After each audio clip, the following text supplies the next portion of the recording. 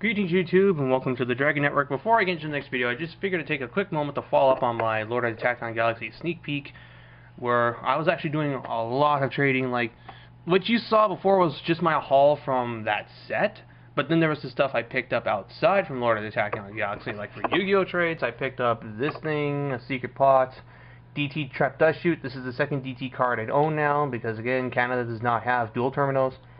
Safe Zone, I got a third one now, Secret Dark Hole, Secret T-Roars, and that's all fine and dandy. And then what happened was I saw that one of the stores had a full box of Pokemon Plasma Freeze, whereas the other one didn't have it in stock yet. I'm like, fuck it, let's buy a box. So yeah, I've got a box worth of these that I will be redeeming at some point, because Deoxys / Thundurus looks like it might be something I would enjoy playing. And from my box, I pulled notably Thundurus CX, the cover card, and he's kind of going for a lot right now, despite the fact that he is getting a tin reprint later this year.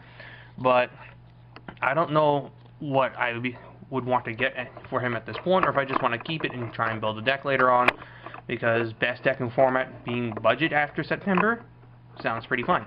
But like, what happened was, well, also, this is what I ended up keeping. Like, everything I did not want from this, I just straight out said, I'm giving it away, offer me stuff and I'll give it to you. And one of the people was like, oh, well then if that's the case, I'll take everything. You can go through my boxes and my binders and take what you want. And needless to say, I grabbed a lot of stuff. I grabbed a dowsing machine and a computer search. Yeah, this is an older computer search from way back when, but it still makes a good proxy. Picked up a reverse hollow Diglett, and I also picked up some of the cards from older Pokemon sets, namely the SPs, because I think I might try and do some retro Pokemon games, because you can do that at my locals.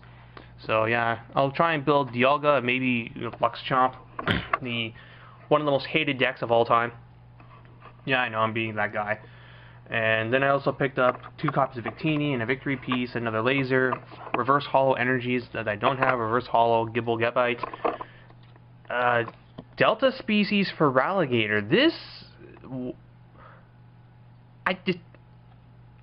a Lightning for Ralligator? The fuck? And he's weak to Lightning too? Like, what the hell is this? What the hell did I miss out on? Wow, this Delta Species stuff must have been really dumb. Levables, Skyro, Reverse Hollow N. Now I know it's not the full art, but fuck it, whatever. Emolgas, now I have a complete playset, 2 of Reverse Hollow cards to try and build Gardevoir Gallade dot deck, and another a full art Zekrom. So that makes it 3 that I own of these guys, even though he's going to be rotated out in very short time. So yeah, I'm going to have to like quickly rebuild my Ray Eels deck just so I can do this. But yeah, I just figured I'd show you guys this, and now we'll get to the actual topic of the main video. Alright, so let's get to the actual point of the video, and that is, well, I'm just going to talk about Constellars for a bit. I have here a rough build. It's untested. I know I really shouldn't be presenting stuff that hasn't been through several games on DN or DevPro, but I just figured, you know what, I have a list right now, and it's fairly similar to what I ran before, so I have a good idea of what I want to do with the deck. So I'll just show you guys with just what I have off the top of my head, unchanged, and then I'm just going to start editing from here. The card that is very suspect to being removed is Dimensional Prison. I just had this in from before. Prison's good, but I'm kind of thinking Mirror Force or Phoenix Chain would be better cards to run, as Phoenix Chain blocks attacks and you can reuse it. I'll explain why in a bit. And Mirror Force is just better for clearing those really stupid dirt fields. But on the other hand, decks are really resistant to destruction effects like Mirror Force, Dark Hole, and Torrential Tribute. TT does have the option of being used in response to the opponent's summon before they get to the point where Mirror Force and Dark Hole will be ineffective, but yeah, I don't know. Chain seems like it would be the better pick. It would be able to stop those Dragosacks and what have you. So yeah, there is that. And before I go further into this, I will say that yes, I've seen that Gem Knights have topped a regional in the last while. I looked at the list, it was really interesting. It was Lightsworn Gem Knights, which is something I never really had a chance to play around with, although I could have, I admit.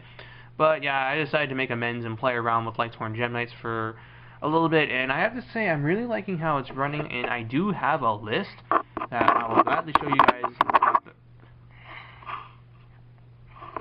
That would be my cat trying to eat a part of the camera. I think she's hungry. Well, yeah, we'll feed you in just a little bit. Just hang on there, okay? Okay. I think she's going to agree for now. Anyway, let's just go over, well, what Constellars do in general. Constellars are a deck that focuses on putting out multiple monsters in a turn in order to quickly exceed summon.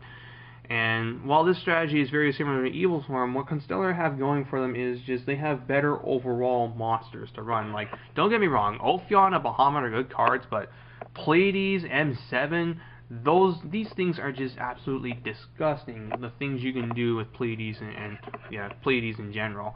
And the deck is capable of just hitting every generic rank 3, 4, and 5 Xyz monster in the game, which of course means you can also access Gaia Charger. And being able to have instant access to Volcasaur's Thunder Charger, ugh, just disgusting. And how it does this is through the use of one of your Constellars that normal summons an extra time, because they have cards that do that. Alhidi, these names are like, ugh. But Algidi allows you to special summon a level 4 Constellar from the hand.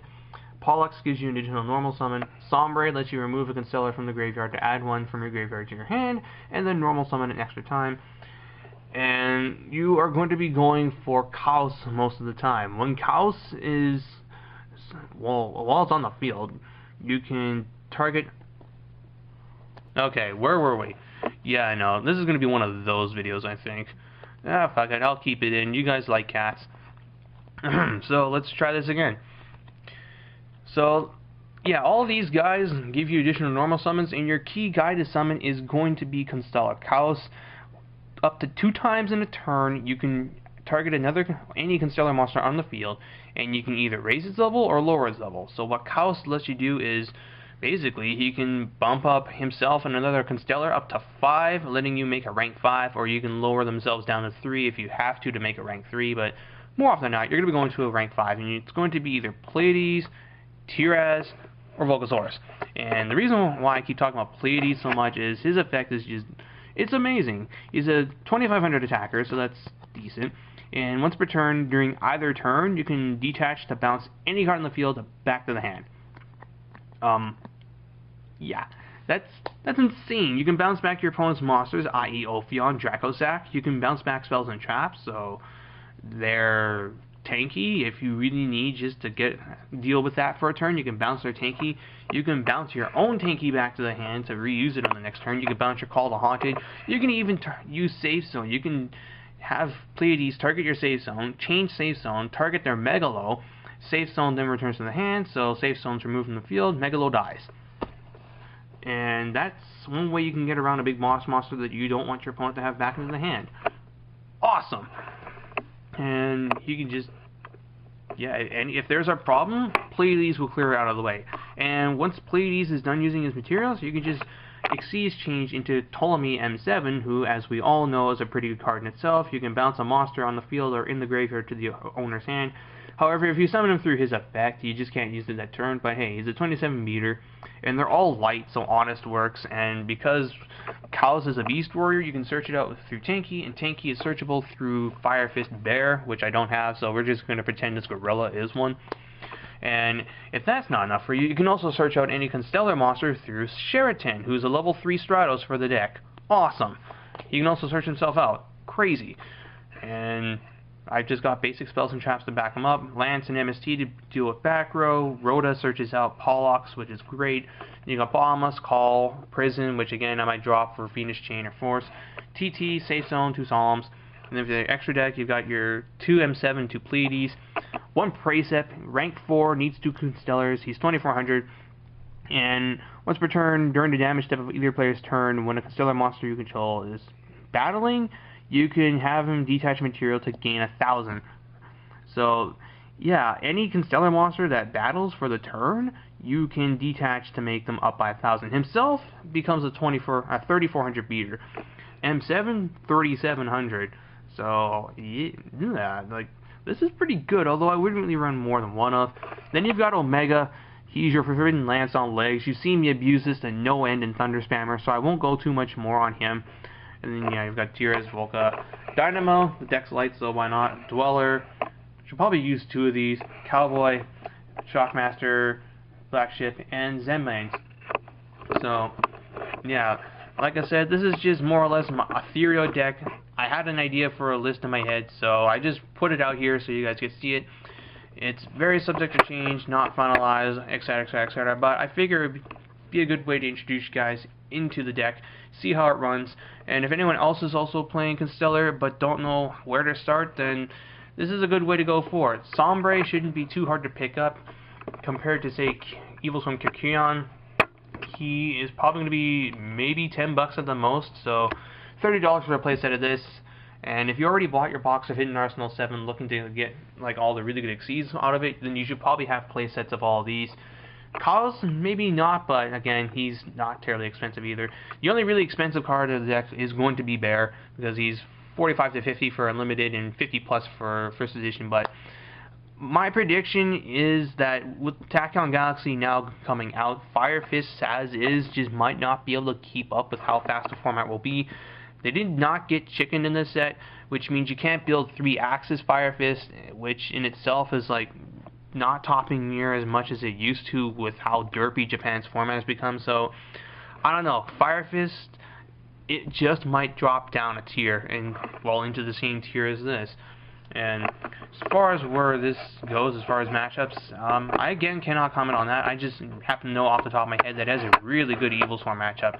And Omega is highly resistant to spells and traps, so he's probably one of your go-to guys for the anti-meta matchup. And you can just side it really accordingly for this. You can side into Decree, shut down their traps, and you can just bounce Decree back with Pleiades. Like, ugh. If it's a good continuous spell or trap, you could just bounce it and make use of it. Like Vanity's Emptiness, Deck Lockdown. Oh my god, Deck Lockdown with this guy. You can just Deck Lockdown your opponent and then bounce it back when you need to do stuff. Awesome. But yeah, I'm going on and on and on now, so I'm just going to cut down the video saying that this is just my first idea for Constellars. Once I play around with it, I'll update it again, keep you guys posted.